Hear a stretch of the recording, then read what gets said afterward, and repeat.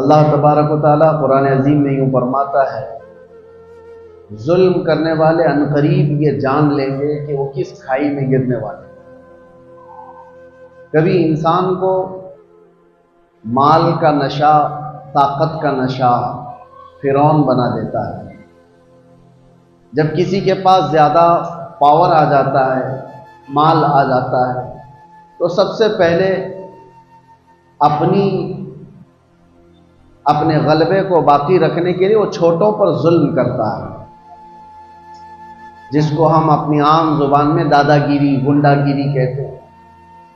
जिसके पास भी पावर आया उसी का इम्तिहान है, उसी की आजमाइश है।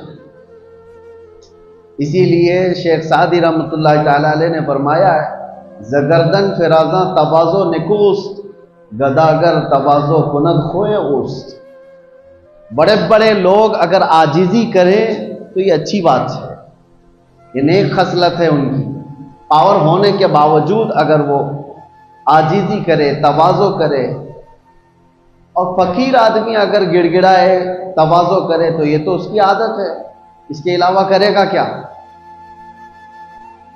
पावर आ जाने के बाद, ताकत आ जाने के बाद इम्तिहान शुरू होता है। इसीलिए मेरे अजीज़ों, माँ बाप के भी अदब और एहतराम की जो बात की गई है कि माँ बाप का अदब और एहतराम वो किस वक्त, कि जब वो लोग ताकतवर हों और तुम छोटे हो, उस वक्त नहीं। उस वक्त तो हर बच्चा अपने माँ बाप का अदब करता है, क्योंकि माँ भी पावरफुल है, ताकत है उसको, बाप भी ताकतवर है, कमाता वही है, घर वही चलाता है, और बच्चा अभी जवान भी नहीं हुआ, छोटा है, तो अदब तो करेगा ही, डांट तो सुनेगा ही।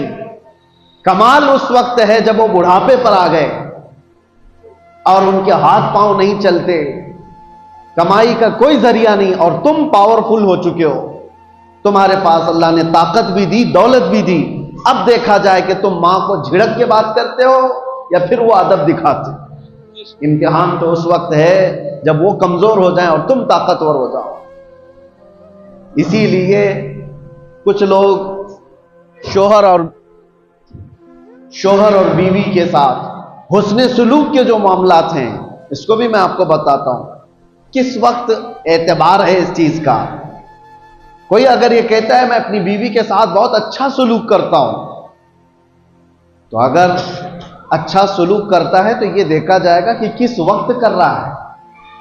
जब तेरी ताकत सब खत्म हो गई, अब तुझे बीवी की जरूरत पेश आई, उस वक्त अच्छा सुलूक कर रहा है, या उस वक्त जब वो कमजोर थी और तू ताकतवर था।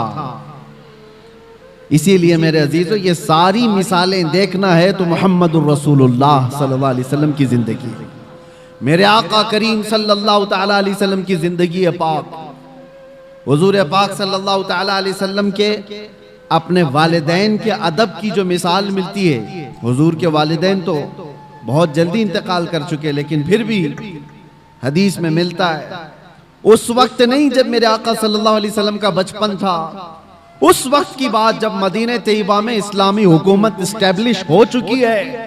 कैसर और किसरा थर्रा रहे हैं, हुजूर के नाम से कांप रहे हैं। जिस जगह सहाबा चले जाएं, फतह हो कामरानी उनके कदम चूम रही हो।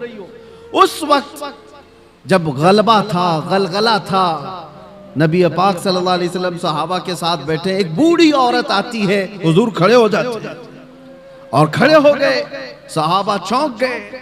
मेरे आका सल्लल्लाहु अलैहि वसल्लम ने अपनी चादर निकाली और बिछाया उस बूढ़ी खातून को बैठने के लिए। सहाबा ने पूछा, ये वो सरवरे किश्वरे रिसालत है, सैयदुल अंबिया है, जिसके कदमों को माथा लगाकर जिब्राइल बोसा देते हो, वो किसी बूढ़ी के लिए खड़ा हो जाए। तो हुजूर पाक सल्लल्लाहु अलैहि वसल्लम से सहाबा ने पूछा कि इस खातून का अदब क्यों? मेरे आका ने फरमाया, ये 2 साल मुझे दूध पिलाने वाली हलीमा सादिया है। नबी पाक सल्लल्लाहु तआला अलैहि वसल्लम ने उस वक्त अदब करके दिखाया है जब पावर था, गलबा था, सहाबा की जमात थी, और एक बूढ़ी खातून आई, और वो भी जन्म देने वाली औरत नहीं है, दूध पिलाने वाली दाया है। मेरे अजीजों, 1-2 मिसाल नहीं, हर मिसाल मैं आपके सामने रखूं। हुजूर पाक सल्लल्लाहु तआला अलैहि वसल्लम एक बार एक दरख्त के नीचे आराम फरमा रहे हैं, सहाबा भी थे, किसी गजवे से वापस लौट रहे थे। उस वक्त अचानक एक दुश्मन आ गया, वो घात लगाए बैठा होगा, सहाबा नींद में थे, हुजूर पाक सल्लल्लाहु अलैहि वसल्लम की तलवार बाजू रखी हुई थी। अचानक एक शख्स आया और हुजूर की वो तलवार उठा ली। हुजूर नबी पाक सल्लल्लाहु ताला अलैहि वसल्लम बेदार हुए और देखा तो वो तलवार सोते खड़ा है बिल्कुल हुजूर के सामने, हुजूर पाक सल्लल्लाहु अलैहि वसल्लम के पास। तो हुजूर अकरम सल्लल्लाहु ताला अलैहि वसल्लम उसको देख रहे कि अब ये तलवार चलाने वाला है, और उस शख्स ने तलवार चलाने से पहले हुजूर से पूछा, बता मोहम्मद तुमको मुझसे कौन बचा सकेगा? हुजूर पाक सल्लल्लाहु अलैहि वसल्लम ने एक बुलंद आवाज से सिर्फ इतना कहा, अल्लाह।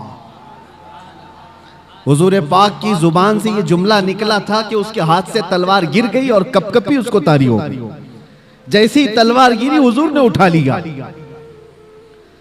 अब आप देखें, जब काया पलट जाए, पांसा पलट जाए, पावर दूसरे के पास आ जाए, और उस वक्त जो हमको सताया हुआ आदमी हमारे हाथ के नीचे आ जाए, तो फिर इंसान की फितरत क्या होती है?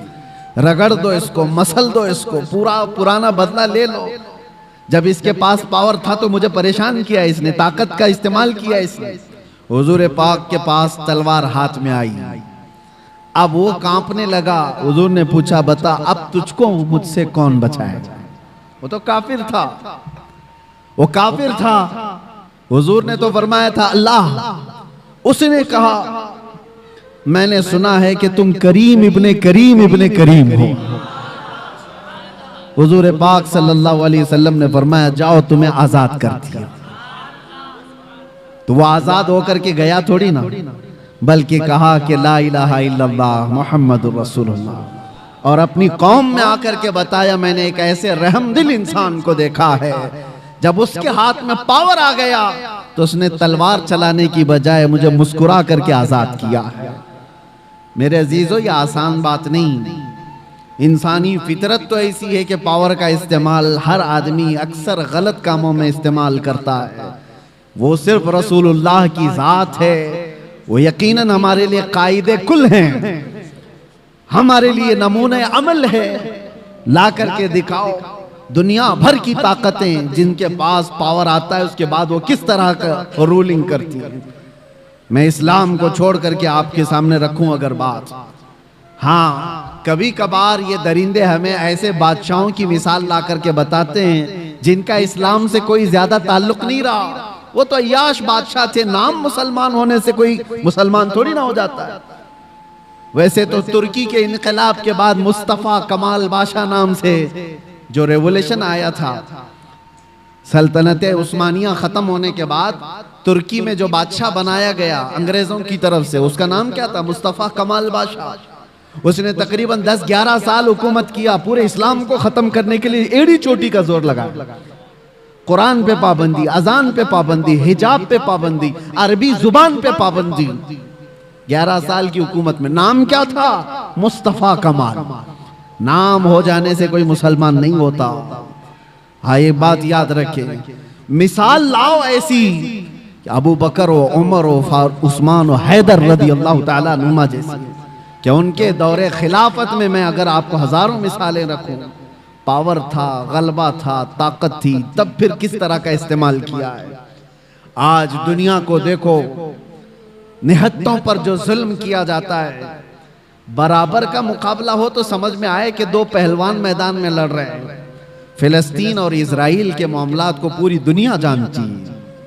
एक तरफ कंकर और पत्थर लेकर लड़ने वाले बच्चे, और एक तरफ पेट्रोट मिसाइल पूरी दुनिया को सप्लाई करने वाली हाई टेक्नोलॉजी पावर वाली ताकत। कोई मुकाबला है? कोई मुकाबला नहीं, लेकिन दुनिया देख रही है। और हकीकत में बताऊं, हक और बातिल के मामलात जब भी टकराए ना, बराबरी कभी हुई नहीं, बराबरी हुई नहीं। एक तरफ 82 लोग हैं और एक तरफ 22,000 का लश्कर। करबला के मैदान 82 का डबल कर दो, ट्रिपल कर दो, 4 गुना कर दो, समझ में आए कि ये लोग डबल थे, ये ट्रिपल थे। नहीं, अरे कितने गुना ज्यादा। 80 लोगों के मुकाबले में अगर 22,000 आए तो कोई कंपैरिजन हो सकता है, कोई मुकाबला है इनका, लेकिन हक और बातिल की लड़ाई हमेशा ऐसी रही। और दूसरी एक मिसाल आपको बताऊं, सलाहुद्दीन अय्यूबी की। एक ऐसी जंग लड़ा उस मर्द मुजाहिद ने कि सारी सलीबी ताकतें जमा हो गई थी और 4 लाख की फौज जमा हो गई। 4 लाख की फौज सलीबियों के पास, अगर 4 लाख इंसान खड़े कर दिए जाए ना तो सरों का समंदर नजर आएगा आपको, सरों का समंदर होगा। और उस वक्त सलाहुद्दीन अय्यूबी के सामने ऐसा चैलेंज था, बिखरी टूटी हुई सब फौज मिलाने के बाद सलाहुद्दीन के पास सिर्फ 12,000 का लश्कर था। 12,000 का मुकाबला 24,000 से हो तो समझ में आए, 48,000 से हो तो समझ में आए, लेकिन 12,000 का मुकाबला 4 लाख से होने वाला है। एग्रीमेंट साइन कर लो, सुलह करके खत्म करके चले जाओ। सलाहुद्दीन ने अपने फौजियों से पूछा, क्या इरादा है तुम्हारा? सलीबी ताकतें सब जमा हैं और हमारी तादाद कम है। कैसे जवान उस लश्कर में शामिल थे। अपने सिपह सालार से कहते हैं, सलाहुद्दीन, अगर रसूलुल्लाह सल्लल्लाहु अलैहि वसल्लम के सहाबा तादाद देखकर मैदान में उतरते थे तो हम भी देखकर उतरेंगे, और अगर वो अल्लाह और उसके रसूल के भरोसे उतरते थे तो हम भी उनके नक्शे कदम पर अल्लाह और रसूल के भरोसे उतरे। हमने तादाद नहीं देखी, तादाद नहीं देखी, अल्लाह की मदद आई। और तारीख लिखने वाले अंग्रेज लोग हैं, ईसाई लोग हैं, किताबें आज भी मार्केट में मिल जाएंगी आपको। ये 4 लाख का मुकाबला जो 12,000 से हुआ था, तारीख की एक ऐसी जंग है। अंग्रेज मुअर्रिख लिखते हैं कि सलाहुद्दीन को और उनकी फौजों को क़यामत तक फरामोश नहीं कर सकते सलेबी लोग, इसलिए कि उस जंग में इसने छींतरे उड़ा दिए थे और टुकड़े टुकड़े कर दिए थे, सबको बिखेर दिया था। लोग अपनी जानें बचाकर निकल गए, मुफाहमत पर आ गए। एग्रीमेंट सलाहुद्दीन ने नहीं, सामने वालों ने साइन किया। मेरे अजीजों, मैं आपको ये बातें इसलिए अर्ज कर रहा हूं कि पावर और ताकत का नशा जब किसी को आता है, सर चढ़ करके बोलता है। और एक बात, फिरौन की उम्र ज्यादा नहीं लंबी की जाती, जुल्म की तारीख ज्यादा लंबी नहीं होती, और उनका अंजाम भयानक होता है। इसलिए कि मजलूमीन की आह जब निकलती है तो अल्लाह करीम, अल्लाह रब्बुल इज्जत को कहार और जब्बार खुदा जलाल में आएगा और पकड़ करता है। तो ऐसे कि कुरान में अल्लाह ताला फरमाता है, फलम्मा नसू मा ज़ुकिरू बिही फतहना अलैहिम अबवाब कुल्ली शै हत्ता इज़ा फरिहू बिमा ऊतू। जब ये लोग भूल जाएं अल्लाह को तो अल्लाह फरमाता है, मैं उनको खुशियों के सारे दरवाजे खोल देता हूं, खूब खुश हो जाओ। यानी अल्लाह को भूलने के बाद जालिमों के लिए दरवाजे खोल दिए जाते हैं, खूब खुशियां मनाओ, सब तुम्हारा है, सब तुम्हारा है, ताकत भी तुम्हारी, सियासत भी तुम्हारी, तख्त भी तुम्हारा, सारा डिपार्टमेंट तुम्हारा, नाचो जितना नाचना है। फिर अल्लाह फरमाता है, फअखज़नाहुम बग़ता, अचानक हम एक दिन पकड़ करेंगे, अचानक एक दिन पकड़ करेंगे, और फिर पूरी दुनिया की ताकत उस पकड़ से उसको आजाद नहीं करा सकेगी, नहीं निकाल सकेगी। और हम जालिम दरिंदों के अंजाम का इंतजार करेंगे इंशाअल्लाह। और आप देखना मेरे अजीजों, हमारी जिंदगी रहे न रहे, लेकिन अल्लाह हय्य क़य्यूम है, वो अल्लाह हमेशा से है और हमेशा रहने वाला। लोग ये समझते हैं आज हम पावर में हैं और हम ताकत में हैं, इनको मार देंगे, इनको काट देंगे, सब कर लो, लेकिन अल्लाह तो जिंदा हमेशा रहने वाला है। हमारा वारिस अल्लाह रब्बुल इज्जत है, हमारी तमाम चीजों के लिए अल्लाह करीम है। हमने जब ये कुरान में पढ़ा, व उफ़व्विदु अमरी इलल्लाह, अल्लाह ने ये कुरान में सिखाया है कि यूं कहो कि मैंने अपने सारे मामलात अल्लाह के हवाले कर दिए। इन्नल्लाह बसीरुम बिल इबाद, बेशक अल्लाह अपने बंदों को देख रहा है। तो फिर देखो अल्लाह ताला बंदों को कैसे देखता है। हाँ, वक्त लगता है, थोड़े दिनों की बात है, मैंने उस वक्त देखा, पढ़ने के मेरे मुताले में एक चीज आई थी। हज़रत अबू जुंदल एक सहाबी हैं, मक्का में गिरफ्तार हुए थे, कैदी बन गए काफिरों के साथ, और तकरीबन जानते हो 16 साल इन्होंने काफिरों की कैद में गुजारे। और जब रसूल पाक सल्लल्लाहु अलैहि वसल्लम फतेह सुलह हुदैबिया जो हुई, उस हुजूर 1400 सहाबा के साथ उम्रा करने आ रहे थे, तब मक्का वालों ने रोक लिया था और एग्रीमेंट साइन हो गए थे। सुलह हुदैबिया जो है उसमें यह था कि मक्का से कोई भाग करके जाएगा तो मदीने वाले उसको वापस कर देंगे, और मदीने से कोई भाग करके आएगा तो हम उसको वापस नहीं करेंगे, हम अपने पास रख लेंगे। सब ऐसी एग्रीमेंट उन्होंने साइन की थी। उसी वक्त ये अबू जुंदल सहाबी कैद से निकल करके आ गए थे। अंदाजा करो 16 साल के बाद कोई जंजीरें तोड़ करके निकल आया हो, और वो भी सहाबा के जमात में आ गए। सहाबा ने सीने से सीना लगाया, वो फूट फूट करके अपने जख्म बता रहे थे।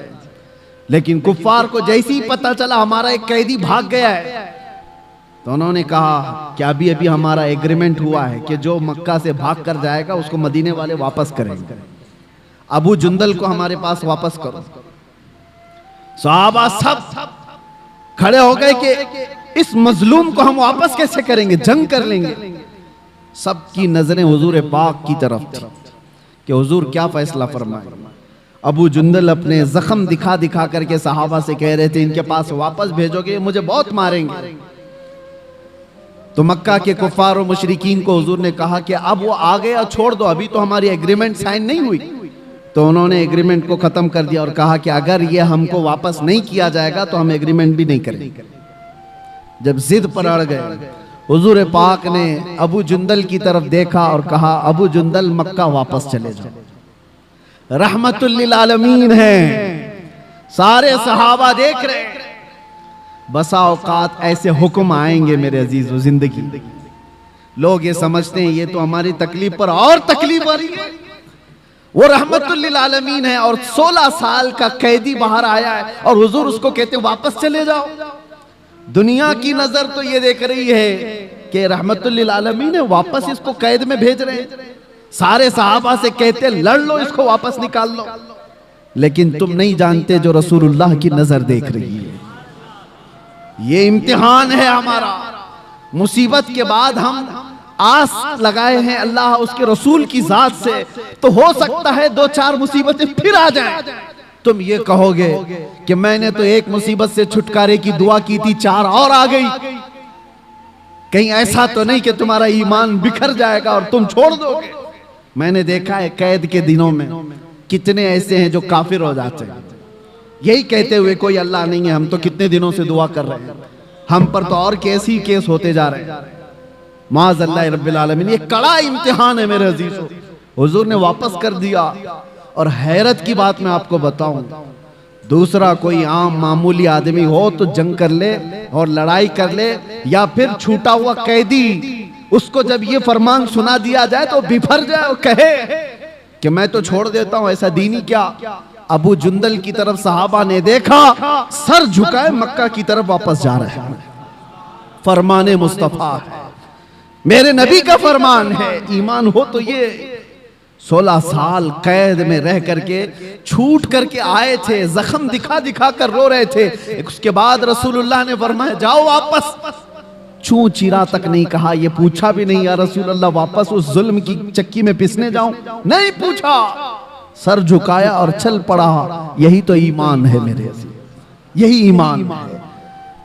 मैं जो बात अर्ज कर रहा हूं वो ये कि रसूल मुहतरम सल्लल्लाहु तआला अलैहि वसल्लम की जिंदगी पाक से मैं आपको बताऊं, पावर जब हो, गलबा जब हो, उस वक्त कैसे लोगों के साथ मामलात किए गए। तो चले कुफ्फार और मुशरिकीन गालिब आ गए तो उनकी बात अलग है कि उन्होंने अपने जुल्म की सारी हदें पार कर दी, जुल्म की सारी हदें पार कर दी। जब गलबा मिला था काफिरों को उहद के मैदान में, बदर में मुसलमानों को गलबा मिला था, उहद में कुफ्फार और मुशरिकीन को गलबा मिला। दोनों के दरमियान जमीन आसमान का फर्क है।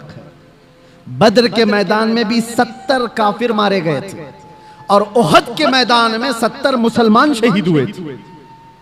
70 मुसलमान शहीद हुए, लेकिन दोनों में फर्क इतना है, बदर में जितने 70 काफिर मारे गए थे, एक एक को चुन करके लाया गया, एक गड्ढे में डाला गया, सारी लाशों को ला करके हुजूर ने उनको खिताब भी किया।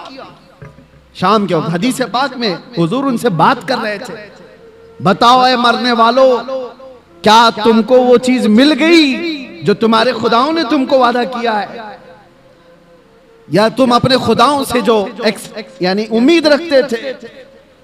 सहाबा तो ये पूछ रहे थे, या रसूल अल्लाह आप इनको खिताब कर रहे हैं, ये तो मरे हुए हैं। हुजूर फरमाते हैं या जिंदों से ज्यादा सुनते हैं।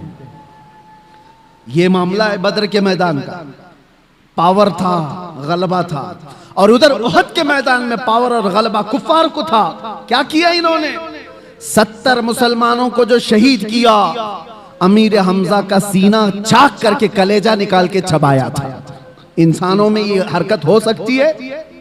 कोई इंसान ये कर सकता है? जानवर खाते होंगे जानवरों को, इंसान नहीं। पावर जब मिला तो सीना चाक करके कलेजा निकाल करके चबाया।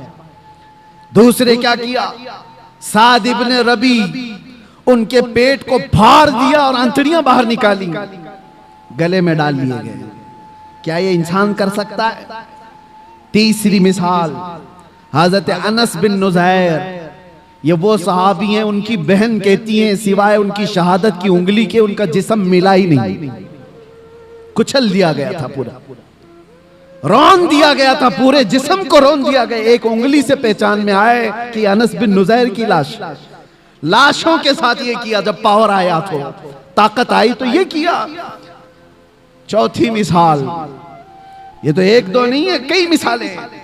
अब्दुल्ला बिन जहश एक सहाबी, उनके जिस्म के 80 टुकड़े किए गए और हर टुकड़े को रस्सी में पिरोकर हार बनाया।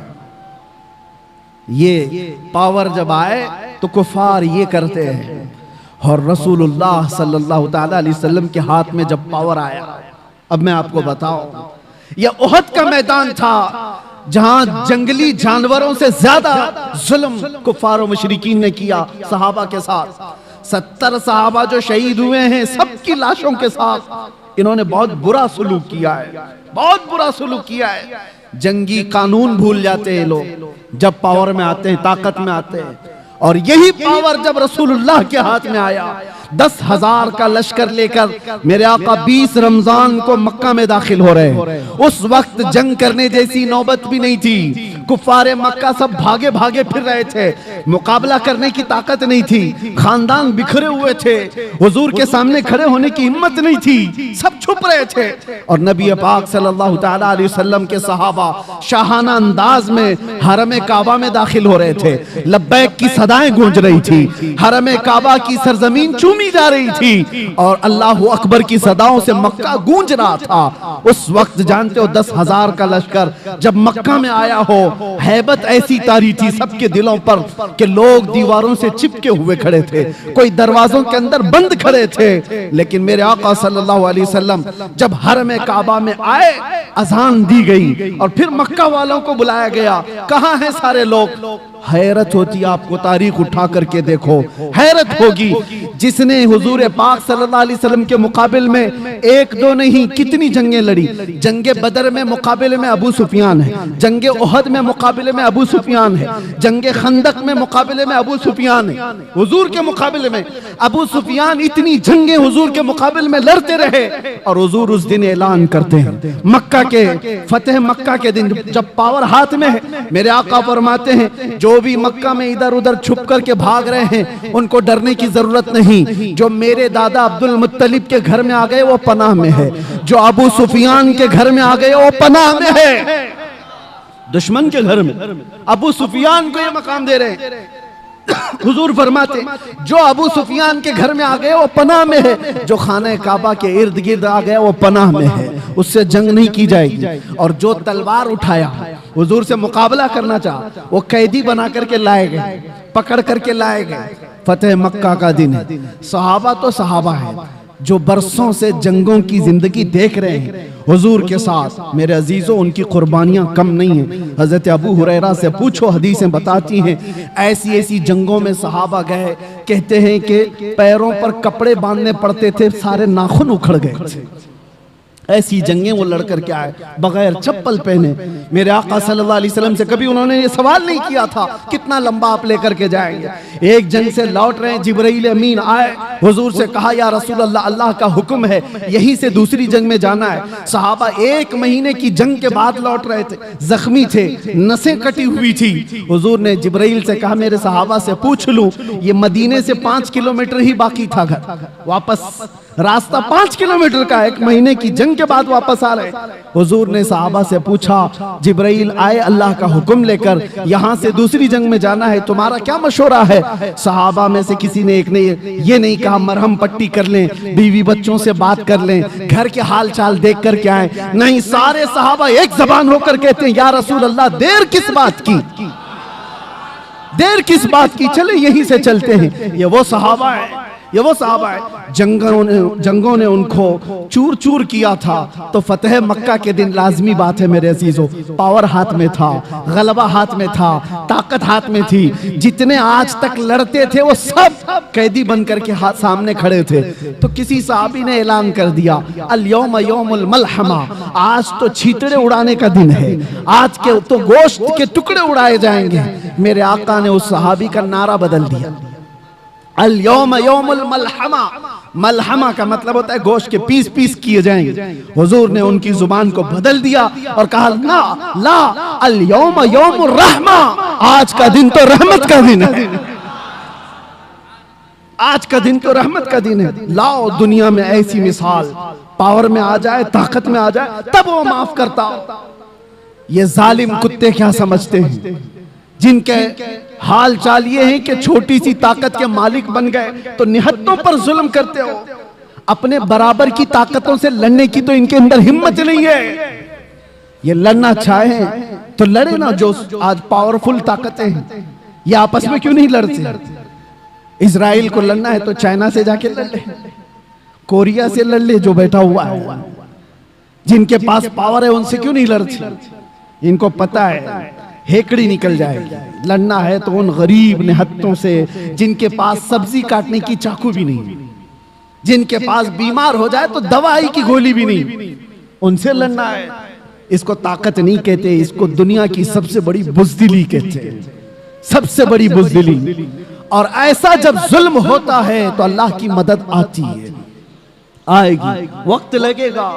एक मिसाल मैंने खाली आपको दी, जब मेरे आका सल्लल्लाहु अलैहि वसल्लम के हाथ में पावर आया फतेह मक्का के दिन, हुजूर ने सबको माफ किया, कहा कि इज़हबू अंतुम तुलक़ा, जाओ आज सब के सब तुम आजाद, आज सब के सब तुम आजाद। एक बात बताता हूं, सफवान बिन उमैया एक ऐसा शख्स है मक्का का, इसने हुजूर के कत्ल का मंसूबा बनाया था, और वो भी हतीम काबा में बैठकर। बहुत पैसे वाला था, ताकत वाला था। क्यों बनाया था? इसलिए कि इसके बाप को जंगे बदर में मार दिया गया, सफवान के बाप को मार दिया गया। तो हतीम काबा में बैठ करके सोचा किसी किराए के कातिल को ले लो। तो किराए का कातिल कौन मिला? देखा सेम इश्यू होना चाहिए, दूसरे के पास भी ऐसी इंतकाम की आग जल रही हो, मोहम्मद सल्लल्लाहु अलैहि वसल्लम से बदला लेने की। उमैर बिन वहब नाम का एक शख्स मिल गया, जिसका बेटा हुजूर के पास कैदी था। जंगे बदर में जो 70 कैदी थे उसमें एक कैदी उमैर बिन वहब का बेटा था। सफवान ने बुलाया उमैर को, कहा जितना पैसा चाहे उतना दे दूंगा, तेरे सारे कर्जे मैं चुका दूंगा, तलवार मैं दूंगा, जाओ मदीने और मोहम्मद का कत्ल करके आओ सल्लल्लाहु अलैहि वसल्लम। उमैर तैयार हो गया, तलवार लेकर मदीने आ गया। और उमैर को सब पहचानते थे। उमैर का एक लक़ब था शैताने कुरैश, आग भड़काने वाला आदमी। हजरत उमर की नजर पड़ गई, मस्जिद नबवी के बाहर ही खड़े थे, और हजरत उमर ने जो लफ्ज कहा, लोग मुझे ताना मारते हैं कि बार बार आप ये जुमला क्यों कहते हैं। सुनो, उमर इब्ने खत्ताब का जुमला हदीस में है, आपने जैसी उमैर बिन वहब को देखा तो क्या कहा, खुजू हाजल कल्ब, पकड़ लो इस कुत्ते को। ये मेरा जुमला नहीं है, उमर इब्ने खत्ताब का। हाँ, अगर हमारी जुबान से कुत्ता निकलता है तो वो बराबर जगह के लिए निकलता है, ऐसा नहीं है। हाँ, तो उमैर बिन वहब को पकड़ने के लिए उमर इब्ने खत्ताब ने कहा, पकड़ लिया, गर्दन में गमछा डाल करके घुमाया और फिर हुजूर पाक सल्लल्लाहु अलैहि वसल्लम मस्जिद नबवी में अंदर से जाकर के पूछा, आका वो उमैर बिन वहब आया है, क्या करूं उसका, आप हुक्म दें तो वही निपटा दूं उसको। जंगे बदर को भड़काने वाला वही आदमी था। हुजूर ने फरमाया आने दो अंदर। अंदर जब उमैर बिन वहब आया तो हुजूर ने पूछा, क्यों आए हो? उसने कहा, बस बेटे की खैर खैरियत पूछने आया हूं। हुजूर ने फरमाया, सच बताओ क्यों आए हो? कहा, नहीं बस यही, मेरा बेटा आपके कैद में, हालचाल मालूम करने आया। हुजूर ने फरमाया, बेटे की खैर खैरियत लेने के लिए तलवार लेके तो नहीं आते? तो उसने तलवार फेंक दी। कहा, क्या फायदा इस तलवार का, तलवारें हमारे पास थी बदर में, फिर भी हम नहीं जीत पाए ना। हुजूर जलाल में आए, कहा बातें मत बनाओ उमैर, वो बात बोलो जो सफवान के साथ हतीम काबा में करके आए हो। वो बात बताओ जो हतीम काबा में बैठ करके तुम करके आए हो। बस अब क्या था, उमैर बिन वहब का जिस्म कांपने लग गया।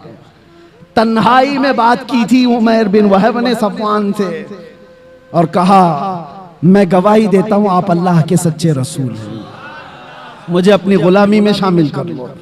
वो उमैर बिन वहब सहाबी बन गए। हजरत उमर बिन खत्ताब गले में हाथ डालकर बाहर लेकर के आए और सहाबा से कहा, थोड़ी देर पहले ये आदमी मुझे खिंजीर से ज्यादा बुरा लगता था और अब ये उमैर बिन वहब मुझे अपने बेटे से ज्यादा अजीज लगता है। ये है अल्लाह के लिए मोहब्बत, अल्लाह के लिए दुश्मनी। अब ये वाकया पूरा मैं इसलिए बता रहा हूं, उमैर बिन वहब गया था गर्दन लेने के लिए, अपनी गर्दन दे आया। सफवान यहां इंतजार कर रहा था, रोज इंतजार कर रहा था कि कुछ नई न्यूज आए। कोई भी काफिला मदीने से आता उसके पूछता, कोई नई खबर है, कुछ बड़ी खबर है? उसके तो दिमाग में यही था कि आज कत्ल हो गया होगा, कल कत्ल हो गया होगा। एक काफिला आया, सुफान से कहा, हाँ एक बड़ी खबर है तेरे लिए। कहा क्या? कहा तेरा पक्का जिगरी दोस्त भी मुसलमान हो गया। वो कहा ये तो डूब मरने का वक्त आ गया मेरे। यही वो दिन थे। थोड़े दिनों के बाद हुजूर पाक सल्लल्लाहु अलैहि वसल्लम पूरे सहाबा की जमात के साथ मक्का में आ गए, फतेह मक्का। उस वक्त तक सफवान ईमान नहीं लाया है, ईमान की बूबास भी नहीं, इंतकाम की आग में भड़क रहा। जब हुजूर आए और सबको अमान दे रहे थे, सबको अमान दे रहे थे, तो उस वक्त सफवान बिन उमैया ये भाग करके निकल गया मक्का से और लोगों से कहा कि तुम लोग मोहम्मद के हाथ में आना चाहते हो, इससे बेहतर है कि समंदर में छलांग लगाओ, खुदकुशी कर लो। तो अपने घोड़े को लिया और समंदर की तरफ चला गया कि मैं सुसाइड कर लूंगा, इनके हाथ में आने से तो अच्छा है। हुजूर पाक सल्लल्लाहु अलैहि वसल्लम जब सबको माफी दे रहे थे तो उमैर बिन वहब हुजूर के पास आते हैं। अब वो सहाबी रसूल हैं। कहा या रसूल अल्लाह, सफवान भाग करके गया है, मैं चाहता हूं कि उसको भी आप माफी दे दें। उसने अगरचे आपके कत्ल का मंसूबा बनाया था, मैं ही आया था, लेकिन उसके अंदर अपने बाप के इंतकाम की आग भड़की हुई थी, इसलिए किया था, आप माफ कर दें। हुजूर ने देखा उमैर बिन वहब किसकी सिफारिश कर रहा है? सफवान की। हुजूर ने कुछ नहीं कहा, मुस्कुराया और कहा सफवान के लिए भी अमान है। ये नहीं कहा कि वो ईमान लाए तो अमान है, नहीं, जिस हालत में है उस हालत में अमान है। तो उमैर बिन वहब कहते मैं ऐसा दौड़ा दौड़ा गया सफवान को बताने के लिए कि उसकी जान बचा लो, वो छलांग ना लगा ले। भागते घोड़े से दौड़ाते हुए पा लिया सफवान को करीब में। कहा तेरे लिए बड़ी खुशखबरी है, मोहम्मद सल्लल्लाहु अलैहि वसल्लम इतने रहम दिल आदमी हैं, उन्होंने तुझे माफ कर दिया। सफवान कहता है ये चीज यकीन करने की जैसी है ही नहीं, दुनिया में कौन ऐसा करता है, तू या तो कोई चालबाजी कर रहा हो। कहा नहीं, अबू सुफियान को माफ किया, हिंदा को माफ किया, सब बड़े बड़े लोगों को माफ किया, तुम क्या हो? तो उसने कहा मुझे उस वक्त तक यकीन नहीं होगा जब तक उनकी कोई निशानी ना देख लो। ये देखें, एक आदमी जो पकड़ा गया एक कैदी है और वो अपनी बख्शिश के लिए निशानी पूछ रहा है। अरे डूबते को तिनके का सहारा होना चाहिए, अगर फरमान भी सुन ले तो आ जाना चाहिए, लेकिन वहां नहीं। वो कहता है मैं उस वक्त तक यकीन नहीं करूंगा जब तक निशानी ना। उमैर बिन वहब फिर से वापस आए और हुजूर से कहा या रसूल अल्लाह वो मान नहीं रहा है, वो खुदकुशी कर लेगा, वो मर जाएगा। और उसको मेरी बात पर यकीन नहीं आ रहा है। हुजूर ने फरमाया, क्या वो मेरे तमाम हैयत को पहचानता है? कहा कि या रसूल अल्लाह, आपकी हैयत को कौन नहीं पहचानता, आपकी शक्ल और शबाहत को कौन नहीं पहचानता। हुजूर ने अपना अमामा उतारा और कहा, ये ले जाओ और उसको बता दो। अल्लाह अकबर। आता है फकीरों पे उन्हें प्यार कुछ ऐसा, खुद भीख दे और खुद कहे मंगते का भला। उमैर बिन वहब हुजूर का यह अमामा लेकर पहुंचे। देखते ही सफवान पहचान गए ये रसूलुल्लाह का अमामा। वापस पलट आया सर झुका करके मेरे आका के पास खड़ा था। मेरे आका ने कहा, सर झुकाओ नहीं, उठाओ, सर उठाओ। तुम जिस हालत में रहना चाहते हो तुम आजाद हो। अब कौन आजाद रहना चाहेगा? कौन आजाद रहना चाहेगा? हुजूर पाक ने जब इतना जुमला कहा तो सफवान ने कहा, ऐसी दुनिया की आजादी से बेहतर है आपके तलवों के नीचे रहा जाए, आपके कदमों में रहा जाए। ये है पावर आने के बाद के मामलात। हुस्न